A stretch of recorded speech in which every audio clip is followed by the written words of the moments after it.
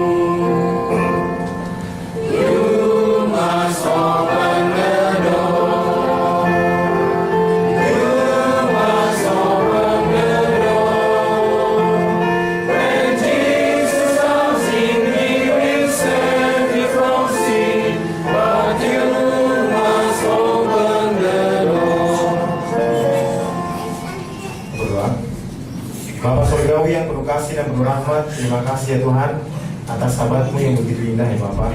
Engkau telah pimpin kami ke tempat ini ya Tuhan.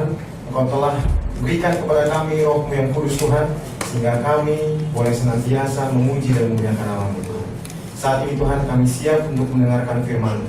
Biarlah Tuhan Engkau berikan kepada hamba-Mu hikmat Tuhan, sehingga bukan hamba yang berbicara tapi Engkau ya Tuhan.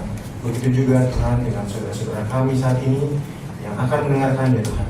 Biarlah mereka boleh dipuaskan Tuhan dengan kasih-Mu dan kasih yang sempurna. Terima kasih Bapa. Yang berdoa dalam tangan Yesus penusir kami. Amin.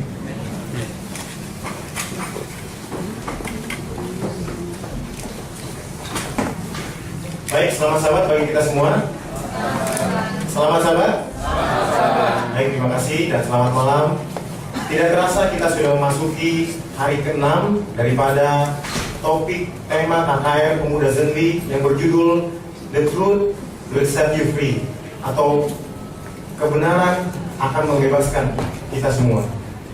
Dan sebetulnya saya ingin bertanya, apakah kebenaran-kebenaran yang telah disampaikan dari hari ke hari sudah memberikan kebebasan bagi kita, atau belum sama sekali?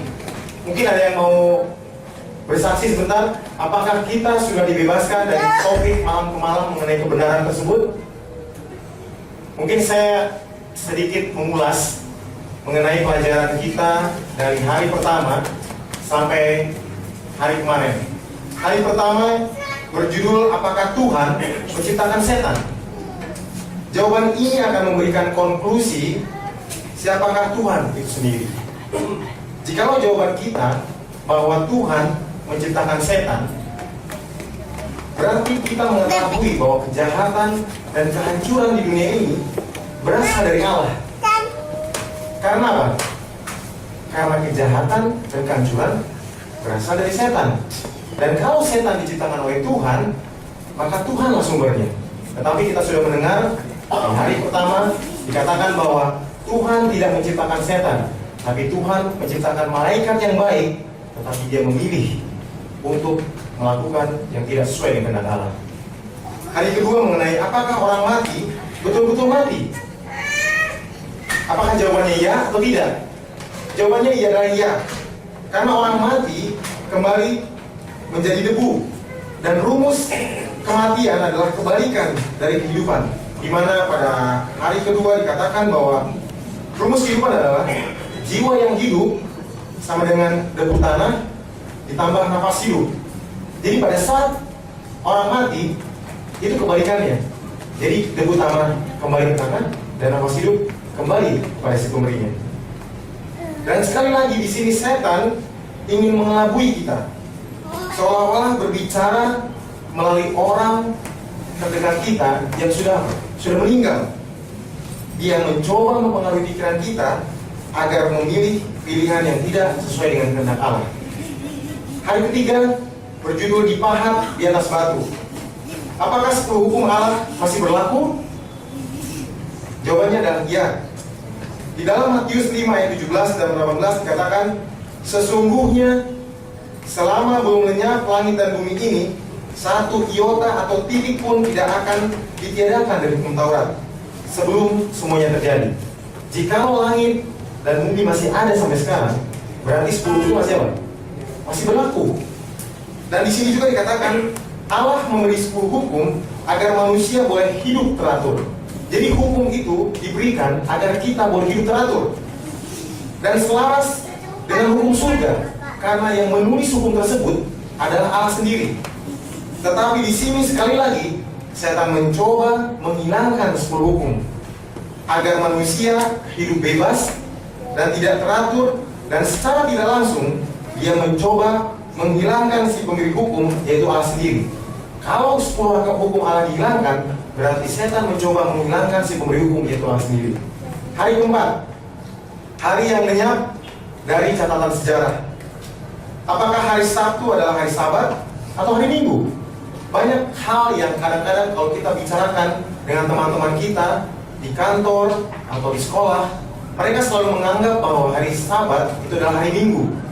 Tetapi satu hal yang sangat gampang kita katakan kepada mereka yang memberi jawaban bahwa hari Sabat adalah hari Sabtu, yaitu kita melihat apakah orang Israel yang hidup saat ini mereka memelihara hari Minggu atau hari Sabtu.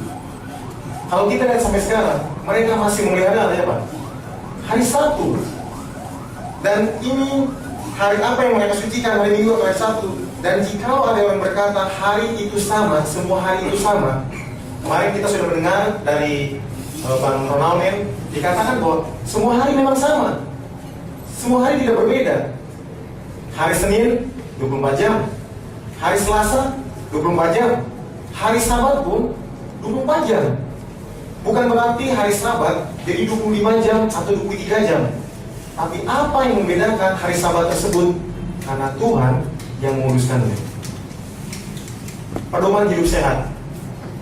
Jadi hari kemarin kita sudah belajar mengenai pedoman hidup sehat, dan kita sudah melihat bagaimana kehidupan kita atau pola hidup kita dipengaruhi oleh makanan.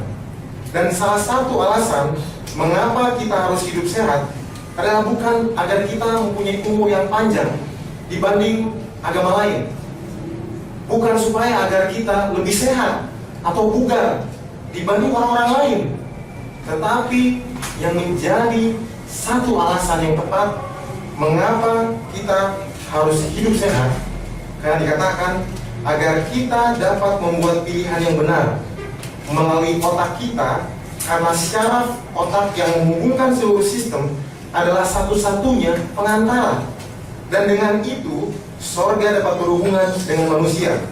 Setan mengetahui bahwa ia tidak dapat mengalahkan seseorang kecuali ia dapat mengendalikan kemauannya. Jadi kalau kita lihat ada orang, saya pas pertama kali melihat bahwa ada orang vegetarian, tapi dia lebih emosian dibanding orang yang apa? Tidak vegetarian. Dia tiap hari apa? Kamu nggak boleh makan ini, kamu nggak boleh makan ini. Itu ada cabai, itu ada ini, itu ada itu. Jadi yang menjadi apa? Alasan dia vegetarian adalah supaya tubuhnya lebih bugar dibanding apa? Orang lain. Tapi kita sudah belajar bahwa pedoman hidup sehat supaya Tuhan boleh berbicara pada kita dan kita boleh melakukan apa? Pilihan yang tepat. Dan hari ini saudara, saya berterima kasih karena saya diberikan kesempatan untuk membahas mengenai kasih yang mengubahkan. Tadi kita telah melihat video bagaimana respon beberapa orang mengenai ketiga pertanyaan yang ditanyakan kepada setiap orang. Ada dari agama Katolik, ada juga dari agama Muslim. Dan mereka ditanyakan 3 pertanyaan. Apakah Allah itu kasih? Yang kedua, apakah Anda mengasihi Allah? Dan yang ketiga, bagaimana cara mengasihi Allah? Kita melihat pertanyaan pertama, setiap orang memiliki jawaban yang pasti. Maupun agama Katolik, agama Muslim, dan beberapa orang di tempat ini mengatakan bahwa apakah Allah itu kasih? Dia sangat yakin bahwa Allah itu adalah apa? Kasih.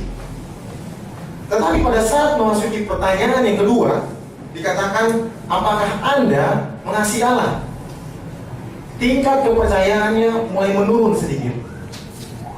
Ada yang menjawab, kayaknya iya deh. Ada yang menjawab juga, iya. Tapi kalau kita lihat dari pertanyaan pertama, tingkat kepercayaan 100%. Pertanyaan kedua, tingkat kepercayaan mulai menurun. Dan kalau kita lihat, kita coba telah pertanyaan yang ketiga mengenai bagaimana cara mengasihi Allah. Di situ kita melihat bahwa banyak versi. Ada yang mengatakan bahwa saya datang ke gereja juga sudah mengasihi Allah. Yang kedua tadi dikatakan bahwa saya melakukan kebaikan itu mengasihi Allah. Tapi kita akan mempelajari apa versi yang Allah mau melalui Alkitab yang akan kita bahas. Di sini saya akan hanya membahas mengenai 3 pertanyaan. 3 pertanyaan tadi kita akan kupas. Dan pertanyaan pertama, apakah Allah itu kasih? Apakah Allah itu kasih? Kasih ya. Tetapi pertanyaan yang kedua muncul, kalau Allah itu kasih, mengapa banyak penderitaan di dunia ini? Mengapa begitu banyak angin topan, kehancuran, malapetaka, gempa bumi? Apakah Allah tutup mata? Apakah Allah lupa bahwa Allah pernah menciptakan dunia ini? Dan pertanyaan mengenai Allah itu kasih dan apakah korelasinya terhadap dunia yang saat ini sedang menuju kebinasaan, kita melihat dari bagian pertama bagaimana Adam dan Hawa membuka pintu gerbang malapetaka. Pada saat Tuhan memberikan kepercayaan kepada Adam dan Hawa, Adam dan Hawa saat tidak langsung menjadi manajer daripada dunia ini. Tapi pada saat dia jatuh dalam pencobaan, dia memberikan dunia ini kepada siapa? Kepada setan.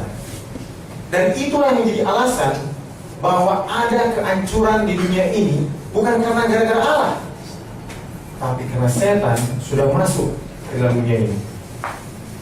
Apakah Allah itu kasih? Ya. Tetapi bagaimana dan melalui apa Anda tahu bahwa Allah itu kasih? Mungkin ada yang berkata bahwa ya Allah itu kasih. Tapi bagaimana saya tahu bahwa Allah itu kasih? Kita dapat mengetahuinya melalui Alkitab. Mengapa Alkitab? Mengapa bukan Al-Quran? Mengapa bukan kitab Weda? Mengapa bukan kitab yang lainnya? Dikatakan di sini, mungkin kita akan sama-sama membaca di dalam 1 Petrus 1 ayat 10 dan 11.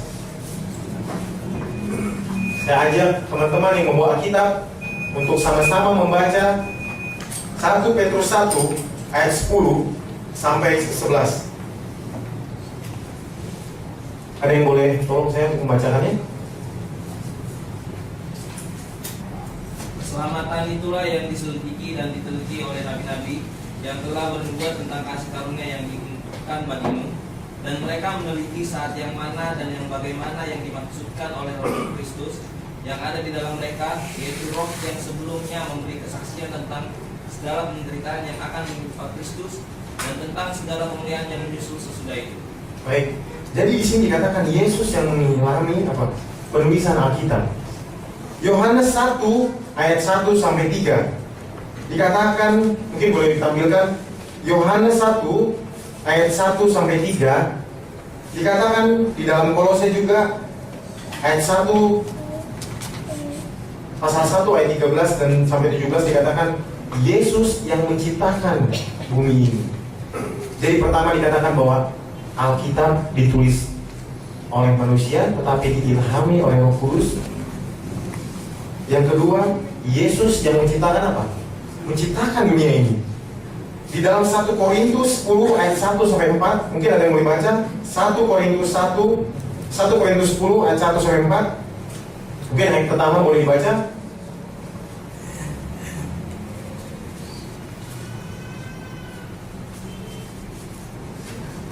Aku mau supaya kamu mengetahui saudara-saudara bahwa nenek moyang kita semua berada di bawah perlindungan awan dan bahwa mereka semua telah kita semua.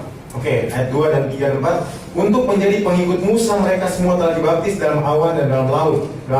Mereka semua makan makanan rohani yang sama. Ayat 4. Dan mereka semua minum minuman rohani yang sama, sebab mereka minum dari batu karang rohani yang mengikuti mereka, dan batu karang itu ialah Kristus. Jadi kalau kita lihat, pada saat ada tiang awan dan tiang api, pada saat bangsa Israel dibawa keluar dari tanah Mesir ke Kanaan, tiang awan dan tiang api itu adalah siapa? Yesus sendiri juga. Nehemia 9 ayat 6 dan 13 dikatakan, Yesus yang menulis hukum pada 2 roh batu. Yohanes 3:16 dikatakan bahwa Yesus yang menjadi penebus kita di saat kita masih berdosa.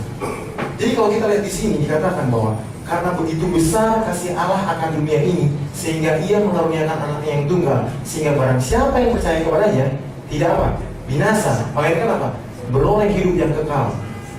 Allah itu sangat mengasihi kita, saudara. Dia merupakan Allah yang apa? Yang campur tangan selama di mana? Di bumi. Jadi pada saat kalau kita lihat ada pergerakan bahwa pada saat Alkitab ditulis diilhami oleh apa? Yesus sendiri, ya kan? Yohanes dikatakan Yesus menciptakan apa? Bumi ini. Jadi Yesus yang menciptakan bumi ini. Yesus juga yang membawa apa? Membawa bangsa Israel keluar dari apa? Tanah Mesir ke tanah Kanaan. Ada tiang awan dan tiang api. Yesus juga yang membawa. Jadi kalau kita lihat di sini bagaimana Yesus mempunyai apa? Mempunyai andil yang sangat besar dari penciptaan sampai penebusan.